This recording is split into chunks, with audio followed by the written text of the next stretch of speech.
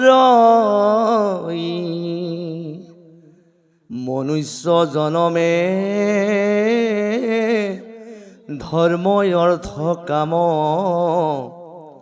মুখ্যকো পাৰে দিবা ক ও হেন জানি যত ভকতি কৰো ক যাৰ ইচ্ছা তৰি বা ক ৰাম মনুষ্য শৰীৰ অচঞ্চল সদায় কেতিক্ষণে কালে ধৰে কোটি কোটি জন্ম উপজি মৰিয়া মনুষ্য নুহিখেন থৰে এমত দুৰ্লভ জন্ম পায়া যিটো ভকতি কয়া স্বৰূপ ও কাম্য কৰ্ম যত মিছাহে ন জানি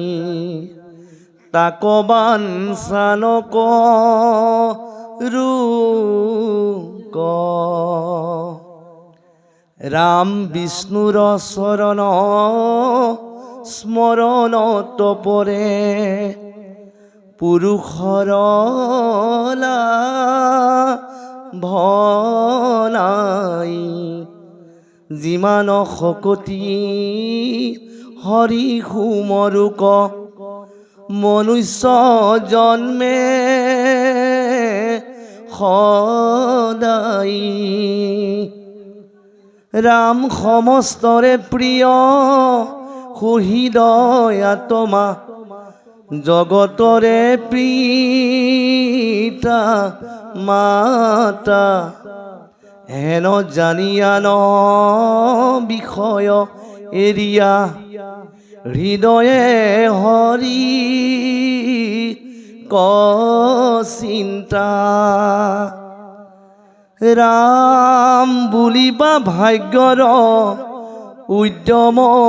এৰিবে কি কাৰ্যত লাগে আক ইহাৰ উত্তৰ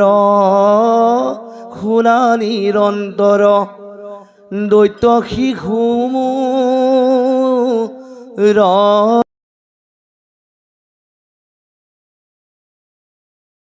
মই তোমাক পুনৰ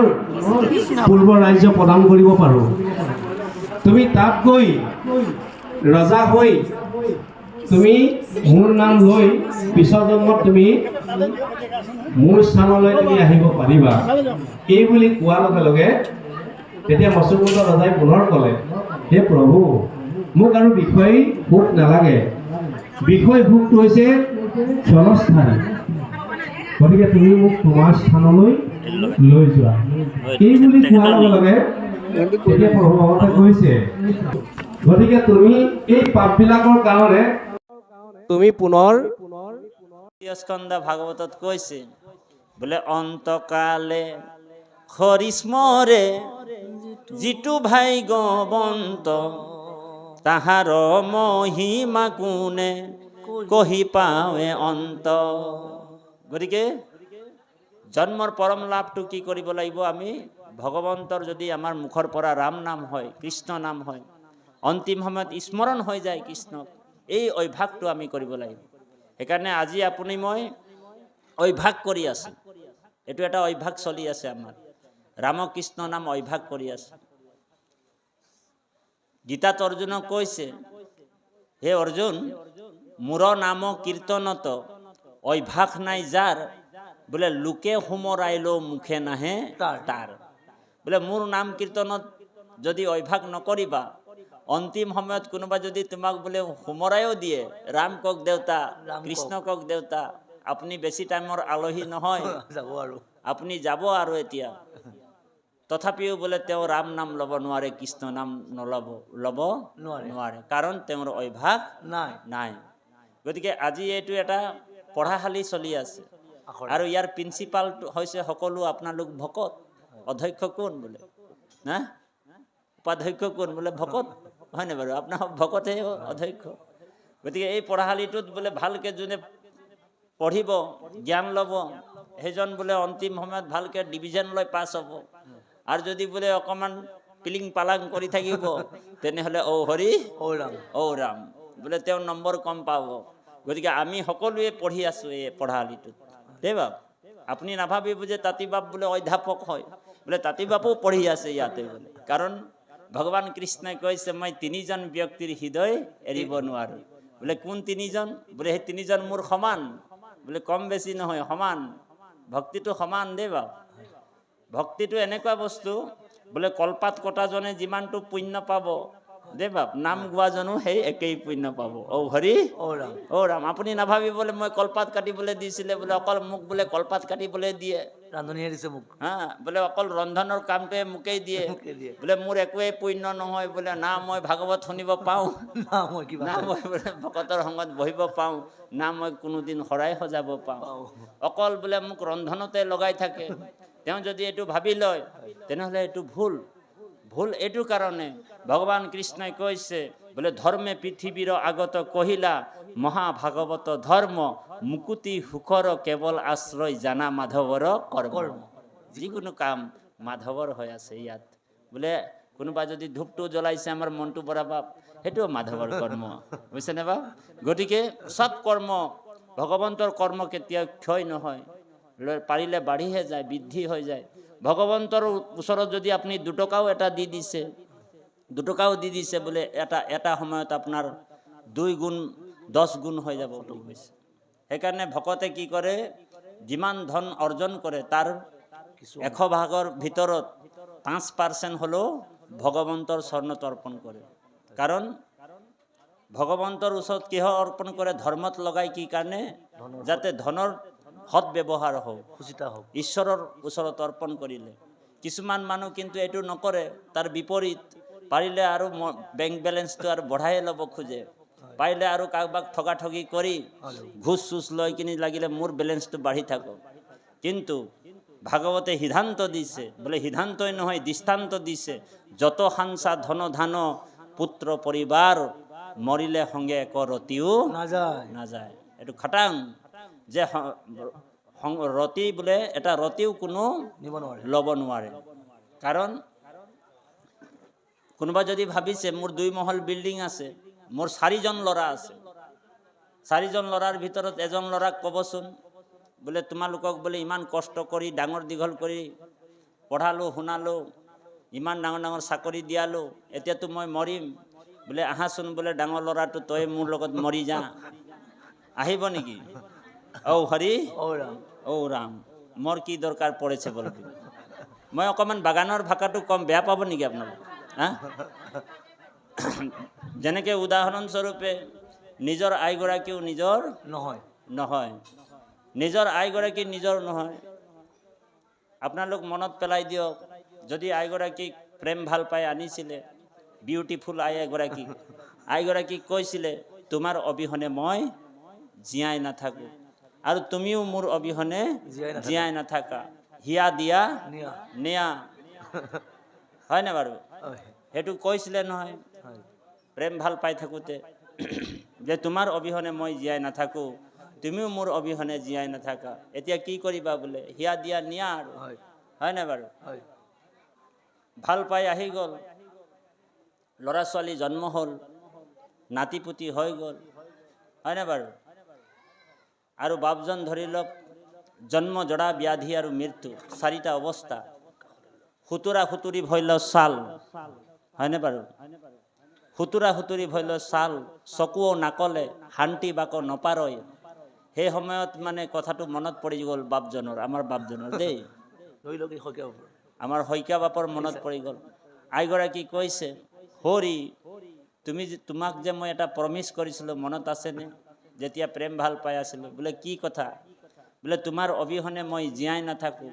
আৰু তুমিও মোৰ অবিহনে জীয়াই নাথাকা। এই কথাটো বাদা কৰিছিলা। বাদা মানে হিন্দীত কথা এটা আছে, গান এটা আছে, বোলে বাদা না কর वादा निभाना पड़ेगा बोले वादा ना कर वादा निभाना पड़ेगा वादा एने কৰিলে নহব প্ৰমিস এনে কৰিলে নহব প্ৰমিসটো পুৰা কৰিব লাগে আইগৰাকীক মাতিছে টান নৰিয়া বেমাৰ হৈ আছে আজি যাওঁ কালি যাওঁ হৈ আছে বাপজন হৈকিয়া বাপ পটককে কথাটো মনত পৰিলে হৰি আহাচোন প্লিজ তুমিও আহা মোৰ লগত বোলে মৰিব লাগিব এতিয়া তেতিয়া আইগৰাকী কি ক'ব জানেনে বাপজনক আমার বাগানিয়া ভাষাত এটা গালি আছে কি বুলি ক'ব জানে বোলে বেধুয়া তুই মরছি যদি মর মুই তোর লগে মরবার নাইখে বোলে বেধুয়া তুই মরছি যদি মর বলে মুই তোর লগে মরবার নাইখে বলে মুই তোর লগে কেলে মরব বলে মুই যদি তোর লগে মরব তেনেহলে নাতি পুতি কিটা কোনে খেলাব ও হরি ও রাম সেইকাৰণে ভাগৱতে সিদ্ধান্ত দিছে বোলে নিজৰ শৰীৰটোও নিজৰ নহয় বুজিছেনে বাপ সেইকাৰণে ভাগৱত শুনি আমি আত্মতত্ত্ব জ্ঞান লাভ কৰিব লাগে আত্মতত্ত্ব জ্ঞান ভাগৱত হৈছে আত্মবিশ্লেষণ যে শৰীৰটোৰ মৃত্যু আছে আত্মাৰ মৰণ নাই শৰীৰটোৰ কাৰণে মানুহে নানা কৰ্ম কৰি নানা মানুহক প্ৰলোভন ঠগ প্ৰবঞ্চনা কৰি ধন চন ঘটি ঘুটু কৰি ডাঙৰ হেৰি হয় কিন্তু মৰিবৰ সময়ত তেওঁ বহুত শাস্তি পায় আৰু আনে হ'লেও খাই পেলায় সেইকাৰণে আমি সেইখিনি ধন পাৰিলে মানে ঈশ্বৰত অকণমান হ'লেও লগাব লাগিব কিন্তু মানুহবিলাকে ধন যিমান পাৰে গোটাই ৰাখিব পাৰে নিজৰ কাৰণে গোটাই ৰাখে হয়নে বাৰু আজি আমাৰ বাপজনে অনুষ্ঠান কৰিছে কিন্তু এখেতৰ ভগৱন্তক যেনে হ'লেও দুটকা এটা অৰ্পণ কৰিছে এনেকুৱা অনুষ্ঠান কৰি এই ধনটো সৎব্যৱহাৰ কৰিছে আৰু কিছুমানে অসৎ ব্যৱহাৰ কৰে যিমান পাৰে ঘটি ৰাখিব বিচাৰে বোলে শাকত নাখায় লোন আৰু পিটিকাত যায় 3 গুণ তাৰমানে বোলে শাকত নাখায় লোন পিটিকাত যায় 3 গুণ তাৰমানে যদি ধন হাসি থাকিব হয় আপোনাৰ ডাঙৰ বেমাৰ হৈ যাব কেন্সাৰ পাই গ'লে ও হৰি ও ৰাম নহলে এক্সিডেন্ট হয় না বাৰু নহলে ভাল এটা পুলিশ কেস যদি হৈ যায় আধা আধি বোলে আপুনি সফা হৈ গ'ল গতিকে পাৰিলে আমি সৎ কামত ব্যৱহাৰ কৰিব লাগিব সেইকাৰণে স্মৰণ ভক্তিৰ কথাটো কৈছে অন্তিম সময়ত আমি যত্ন কৰিব লাগিব যত্ন কৰি আমি ঈশ্বৰৰ নাম ল'ব লাগিব তেতিয়া অন্তিম সময়ত আমি ৰাম নাম কৃষ্ণ নাম আমাৰ মুখৰ পৰা ওলাব আমি কেনেকৈ যত্ন কৰিব লাগিব যে আমি যদি ঈশ্বৰৰ নাম যদি স্মৰণ কৰি থাকো ঈশ্বৰৰ নাম স্মৰণ কৰিবৰ সময়ত আমাৰ অন্তিম সময়ত কিন্তু 3টা যমদূত আমাক কিন্তু ধৰি ল'ব আকৌ দেই ধ্যান দি শুনিব গুৰুত্বপূৰ্ণ কথা 3টা যমদূত কিন্তু বৰ দিগদাৰি লগাই থাকে বোলে কফ বাত পিত্ত হয় না বাৰু সেইকাৰণে ভকতসকল বহুত চতুৰ হয় ভকতে কি কৰে যে অন্তিম সময়ত প্ৰভু মই তোমাৰ নাম ল'ব নোৱাৰিবও পাৰোঁ কাৰণ কফ বাত পিত্ত এই 3টা যমদূত মোক ধৰি ল'ব সেইকাৰণে ভকতে কি কৰে কায় বাক্য মনটো আগতীয়াকৈ কৃষ্ণৰ ওচৰত অৰ্পণ কৰি দিয়ে ইমান চতুৰ থাকে ভকত হয় না বাৰু হৰণ লৈ লয় যে প্ৰভু তোমাৰ ওচৰত হৰণ ললোঁ কায় বাক্য মনে অৰ্পণ কৰিলোঁ অন্তিম সময়ত হয়তো চাগে মোৰ নামটো তোমাৰ স্মৰণ নহবও পাৰে কাৰণ কফ বাত আৰু পিত্ত এই 3টা যমদূত হয় বোলে কফ বাত পিত্ত যেতিয়া একলগ হৈ যায় ধ্যান দি শুনিব কফ বাত পিত্ত যেতিয়া একলগ হৈ যায় তেতিয়া বিবেক শূন্য হৈ যায় স্মৰণ শক্তিটো নোহোৱা হৈ যায় কোনোবা যদি আমাক কৈও থাকিব ৰাম কক কৃষ্ণ কক বোলে ডিঙিৰ পৰা মাত্ৰ এটা শব্দ ওলাব ঘেৰ ঘেৰ ঘেৰ ঘেৰ কৈ থাকিব তথাপিও বোলে ঈশ্বৰৰ নাম ল'ব নোৱাৰে সেইকাৰণে বাংলা ভাষাত কৈছে এ যখন গলা গড়গড়াবে এ নাম নিতে কি সময় পাবেন বলে যখন গলা গড়গড়াবে নাম নিতে কি সময় পাবেন বলে যখন গলা গড়গড়াবে নাম নিতে কি সময় পাবেন হরির নাম ভজবি কবে ভাবছ নিকি এমনে যাবেন হয় না বলে হরির নাম কেতিয়া ভজিবি বলে জীৱনটো এনেকৈ পাৰ হৈ গৈ আছে গতিকে যিমান পাৰে সন্তৰ সং ভকতৰ সং ল'ব লাগিব গতিকে আমাৰ আইসকল বাৰু ইয়াত আহিছে যথেষ্ট সংখ্যক আইসকল আহিছে ভাগৱত শুনিবলৈ ক'ৰবাত চাব আইগৰাকীক যদি কয় হৰি ব'লা আজি বোলে ভাগৱত আছে যাওঁ ব'লা, তেতিয়া আইগৰাকী প্ৰব্লেম দেখুৱাই দিয়ে, বোলে মই বোলে নাযাওঁ নেকি, বোলে মূৰটো বিষ হৈছে, আঁঠুটো বিষ হৈছে, ভৰিটো বিষ হৈছে, হয়নে বাৰু? কিন্তু আইগৰাকীক যেতিয়া বাপজনে ক'ব হৰি বোলে ব'লা বোলে শ্বপিং কৰিবলৈ যাওঁ, বোলে শ্বপিং কৰিবলৈ যাওঁ বুলি ক'লে আঁঠু বিষ ভৰি বিষ বোলে চব ভাল হৈ যাব, আৰু লগে লগে বোলে 3 মহল বোলে আপোনালোকৰ এইফালে হেৰি আছে নাই, কি কয় এইটো এই যে বিগ বজাৰ, বিগ বজাৰ বিশাল মাৰ্কেট, যদি শ্বপিঙৰ কথা কৈ দিয়া হয় লগে লগে একদম মানে 3 মহল উঠি যাব, আঁঠু বিষ ভৰি বিষ চব ভাল হৈ যায়, হয়নে বাৰু? কিন্তু বোলে ভাগৱতলৈ যাওঁ ব'লা বুলি ক'লে মানে বোলে ভাগৱতলৈ যাওঁ বুলি ক'লে বোলে মোৰ মূৰটো ইমান বিষ কৰি আছে, আপুনি যাওকচোন বোলে মই যাম, হয়নে বাৰু? গতিকে সেইকাৰণে আমি অৱহেলা কৰিব নালাগে। কলিযুগত মানে বেয়া বস্তুটোৰ ওপৰত গুৰুত্ব বেছি দিব মানুহে, বেয়া বস্তুটোক বেছি ভাল পাব দেই। উদাহৰণস্বৰূপটো চাইছোঁ, উদাহৰণস্বৰূপে 1 মিনিট সময় ৰ'ব বাপ, আমাৰ কি কৰিছে বা মাহ প্ৰসাদ সজাব আৰু বিতৰণ কৰি দিব। হয়, আমি এইখিনিতে অনুৰোধ কৰিছোঁ, এই মহাভাগৱত শাস্ত্ৰভাগ যাতে কোনো অনুষ্ঠানটোৰ মাহ প্ৰসাদৰ সময়ত অকণ হুলস্থুল হয়, আমি সেৱকী বাপ সমস্তকে আৰু লগতে প্ৰাথমিক শাখাৰ বাপ পাঠভাগী শ্ৰৱণ কৰিব, সকলোৱে 1 মিনিট সময় হৰিৰ নাম ল'ম, সকলোৱে সহযোগ কৰিব, সকলোৱে ধৰিব, আনন্দ মনে ধৰিব। নেগৰাত আমাৰ বাপজনে নেগৰা বজাব, জয় জয় ৰাম জয় শ্ৰী ৰাম জয় সনাতন হৰি হে, জয় জয়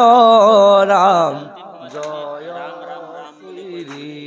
ৰাম জয় সনাতন হৰি হে রাম জয় জয় রাম জয় শ্রী রাম জয়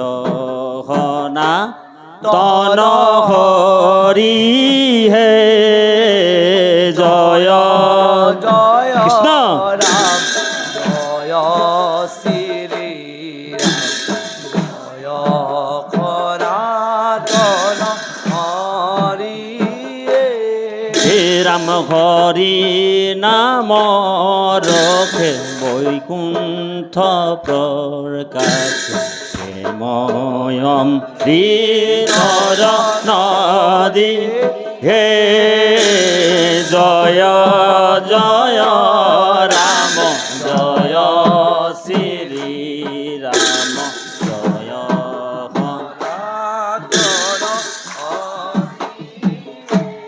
হে রাম গোবিন্দর অমৃতর নদী বহে বৈকুণ্ঠর পরা, হে জয় জয় রাম জয় শ্রী রাম জয়।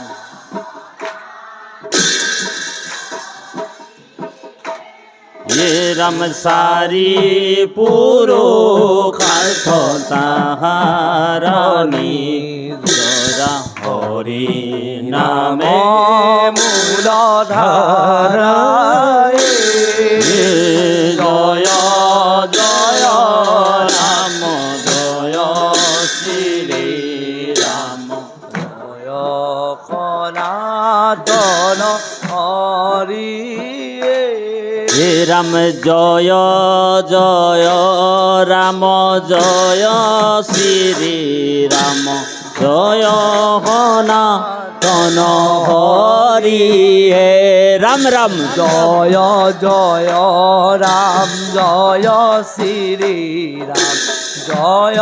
সনাতন হরি হে, হে রাম হরি ভক্তি দান দিয়া জগতক তাৰিলা সংসাৰ হীন ধুৱে ৰাম ৰাম জয় জয় ৰাম জয় শ্ৰী ৰাম জয় সনাতন হৰি হে হৰি ভক্তি দান দিয়া জগতক তাৰিলা সংসাৰ সিন্ধুৱে জয় জয় ৰাম জয় শ্ৰী ৰাম জয় সনাতন হৰি হে ৰাম হেনয় কৃপালো শংকৰ বিনাই নাই নাই আৰ বন্ধুৱে জয় জয় ৰাম জয় শ্ৰী ৰাম জয় সনাতন হৰি হে শ্ৰীমন্ত শংকৰ হৰি ভকতৰ জানা যেন কল্পতৰুৱে জয় জয় ৰাম জয় শ্ৰী ৰাম জয় সনাতন হৰি হে ৰাম তাহান্ত বিনাই নাই নাই নাই আমার পরম গুরু জয় জয় রাম জয় শ্রী রাম জয় সনাতন হরি হে কৃপার সাগর দৈবকী নন্দন পুৰীও মনৰ কাম হে জয় জয় ৰাম জয় শ্ৰী ৰাম জয় সনাতন হৰি হে ৰাম ৰাম ৰাম হৰি ৰাম লোৱা ভকত খব হৰি গুণ নাম ৰাম ৰাম ৰাম হৰি ৰাম লোৱা ভকত খব হৰি গুণ নাম হে হৰি মোক অনাচাৰী বুলি নকৰিবা পৰিহাৰ হৰি ৰাম ৰাম ৰাম ৰাম হৰি ৰাম লোৱা ভকত হব হৰি গুণ নাম হে হৰি মোক অনাচাৰী বুলি নকৰিবা পৰিহাৰ হৰি ৰাম ৰাম ৰাম হৰি ৰাম খব হৰি গুণ নাম কেৱলে তোমাৰ চৰণ পংকজ শৰণ কৰিলো সাৰ হৰি ৰাম ৰাম ৰাম ৰাম হৰি ৰাম কৃষ্ণ লোৱা ভকত হব হৰি গুণ নাম সত্য হে ৰাম ৰাম ৰাম হৰি ৰাম লোৱা ভকত খব হৰি গুণ নাম ৰাম ৰাম কৃষ্ণ খব হৰি গুণ নাম হে ৰাম সত্য যুগে ধ্যান ত্ৰেতা যুগে যজ্ঞ দাপৰ যুগত পূজা হৰি ৰাম ৰাম ৰাম ৰাম হৰি ৰাম লোৱা ভকত খব হৰি গুণ নাম লোৱা ভকত খব হৰি গুণ নাম লোৱা ভকত খব হৰি গুণ নাম ও নাম জয় হৰি কৃষ্ণ উচ্চ কণ্ঠেৰে বাহিৰে ভিতৰে তিনিবাৰ কৃষ্ণ কব দেই কৃষ্ণ কি ৰকম মানুহ ৰে আৱাজেই নাই ওলাইছে